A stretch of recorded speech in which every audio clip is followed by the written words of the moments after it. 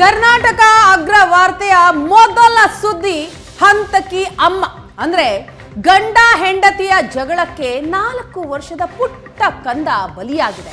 ಮಗನನ್ನ ಕೊಂದು ಸೂಟ್ ಕೇಸ್ನಲ್ಲಿ ಸಾಗಿಸ್ತಾ ಇದ್ದಂತಹ ತಾಯಿ ಈಗ ಪೊಲೀಸ್ ವಶದಲ್ಲಿ. ಪೊಲೀಸರು ಆಕೆಯನ್ನ ಅರೆಸ್ಟ್ ಮಾಡಿದ್ದಾರೆ. ಬೆಂಗಳೂರಿನ ಸ್ಟಾರ್ಟ್ಅಪ್ ಕಂಪನಿಯ ಸಿಇಒ ಆಗಿದ್ದಂತಹ ಸೂಚನಾ ತನ್ನ 4 ವರ್ಷದ ಪುಟ್ಟ ಕಂದನನ್ನ ಕೊಂದು ಸೂಟ್ ಕೇಸ್ನಲ್ಲಿ ಸಾಗಿಸ್ತಾ ಇದ್ದು. ಬೆಂಗಳೂರಿನ ಮೈಂಡ್ಫುಲ್ ಎಐ ಲ್ಯಾಬ್ ಸಿಇಒ ಸೂಚನಾ ಸೇಠ್ ಈಗ ಅರೆಸ್ಟ್ ಆಗಿದ್ದಾರೆ. ಚಿತ್ರದುರ್ಗದಲ್ಲಿ ಆಕೆಯನ್ನ ಬಂಧಿಸಿದ್ದಾರೆ ಪೊಲೀಸರು. 4 ವರ್ಷದ ಗಂಡು ಮಗುವನ್ನ ಕೊಂದು ಗೋವಾದಿಂದ ಪರಾರಿ ಆಗ್ತಾ ಇತ್ತು. ಮಗು ಶವವನ್ನ ಕಾರಿನಲ್ಲಿ ತುಂಬಿಕೊಂಡು ಬರ್ತಾ ಇದ್ದಂತಹ ಸೂಚನಾ, ಗೋವಾದಿಂದ ಕಾರಿನಲ್ಲಿ ಹೋಗ್ತಾ ಇದ್ದ ಸೂಚನಾ ಆಕೆಯನ್ನ ಚಿತ್ರದುರ್ಗದಲ್ಲಿ ಪೊಲೀಸರು ಅರೆಸ್ಟ್ ಮಾಡ್ತಾರೆ. ಶನಿವಾರ ಗೋವಾದ ಸೋಲ್ ಬನ್ಯಾನ್ ಕಂಪನಿಗೆ ಬಂದಿದ್ದಂತಹ ಹೋಟೆಲ್ ಅದು, ಅಲ್ಲಿ ಬಂದಿದ್ದಂತಹ ಸೂಚನಾ ಅಲ್ಲಿಯೇ ವಾಸ್ತವ್ಯ ಹೂಡ್ತಾರೆ.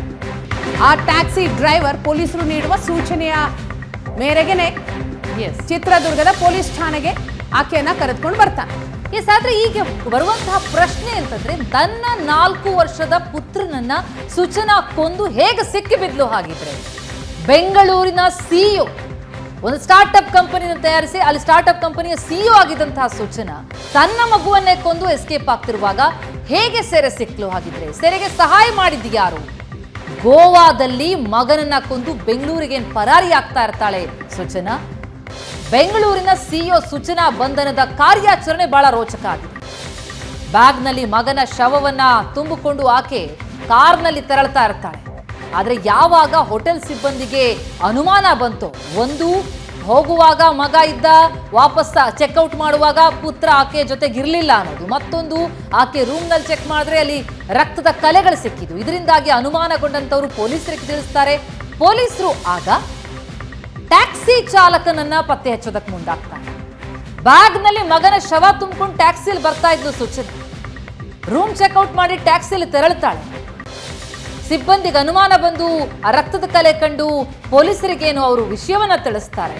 ಟ್ಯಾಕ್ಸಿ ಚಾಲಕನ ಮಾಹಿತಿಯನ್ನ ಗೋವಾ ಪೊಲೀಸರು ಹೋಟೆಲ್ ಸಿಬ್ಬಂದಿಯಿಂದ ಪಡೆದುಕೊಳ್ತಾರೆ. ಆ ಟ್ಯಾಕ್ಸಿ ಚಾಲಕನ ಮೂಲಕ ಸೂಚನಾ ಜೊತೆ ಮಾತನಾಡ್ತಾರೆ ಪೊಲೀಸರು. ಮಗನನ್ನ ಸಂಬಂಧಿಕರ ಮನೆಗೆ ಕಳಿಸಿದ್ದಾಗಿ ಪೊಲೀಸರಿಗೆ ಸೂಚನಾ ತಿಳಿಸ್ತಾರೆ. ಮತ್ತೆ ಟ್ಯಾಕ್ಸಿ ಡ್ರೈವರ್ ಅನ್ನ ಸಂಪರ್ಕಿಸ್ತಾರೆ ಗೋವಾ ಪೊಲೀಸರು.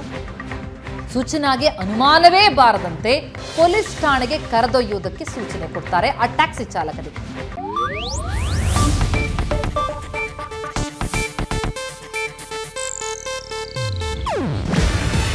ಇದು ಏಷ್ಯಾನೆಟ್ ನ್ಯೂಸ್ ನೆಟ್ವರ್ಕ್ ಪ್ರಸ್ತುತಿ. ನೀವು ನೋಡ್ತಿದ್ದೀರಾ ಏಷ್ಯಾನೆಟ್ ಸುವರ್ಣ ನ್ಯೂಸ್.